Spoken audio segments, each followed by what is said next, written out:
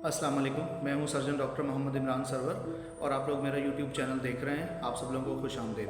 आज हम लोग एक बहुत ही इम्पॉर्टेंट हमारा रोज़मर्रा का मसला उस पर बात करेंगे कि अफारा या मैदे की जलन या तेज़ाबियत, जिसको हम ब्लॉटिंग भी बोलते हैं, उससे कैसे बचा जाए और उसको कैसे कंट्रोल किया जाए।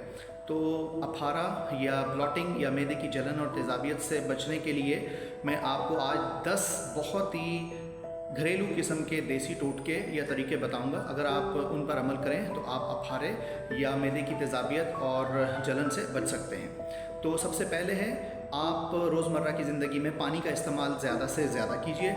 नंबर 2, फाइबर डाइट का इस्तेमाल ज़्यादा करें। अब फाइबर डाइट से क्या मुराद है?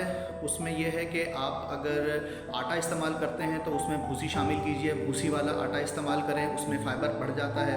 दूसरा, सब्जियां और फलों का इस्तेमाल ज़्यादा करें, उनमें फ़ाइबर होता है।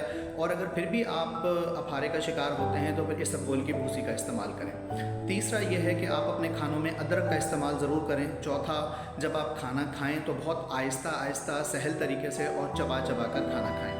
पाँचवा यह है कि खाने के बाद हल्की फुल्की वॉक को रोज़ाना का मामूल बना लें। यह भी आपको अफारे और मैदे की तेज़ाबियत से बचाएगा। छठा यह है कि कोशिश करें कि रोज़ाना सुबह के वक्त फजर की नमाज के बाद या अर्ली मॉर्निंग हल्की फुल्की वर्जिश ज़रूर करें, हल्की फुल्की एक्सरसाइज करें। ये भी आपके मैदे के मामलात को बेहतर रखता है। सातवां ये कि खाने में एतदाल पसंदी रखें, एतदाल के साथ खाना खाएं, ज़रूर से ज़्यादा ना खाएं। हम लोग तकरीबात में और अगर कोई मनपसंद ग़िज़ा घर में बने तो बहुत ज़्यादा खा लेते हैं। ओवर ईटिंग से और ज़्यादा खाने से परहेज़ करें। आठवां यह है कि अपने खानों में जब भी आपके घर में खाना बने तो उसमें पुदीना का इस्तेमाल ज़रूर करें। नवां यह है कि खानों में दालचीनी का इस्तेमाल भी आपको अफारे और तेज़ाबियत से बचाएगा। और 10वां और आखिरी यह है कि खानों में लौंग का इस्तेमाल।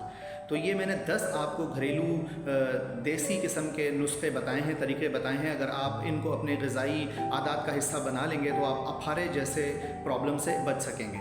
उम्मीद है आपको आज का पैगाम पसंद आया होगा। अगर आपको आज का मेरा पैगाम पसंद आया है तो प्लीज़ मेरे चैनल को सब्सक्राइब करें और मेरी वीडियो को लाइक करें और इसे ज़्यादा से ज़्यादा लोगों तक शेयर करें, ताकि लोग इस वीडियो की मालूमात को इस्तेमाल करके अपने रोज़मर्रा के सेहत के मामलात को बेहतर बना सकें।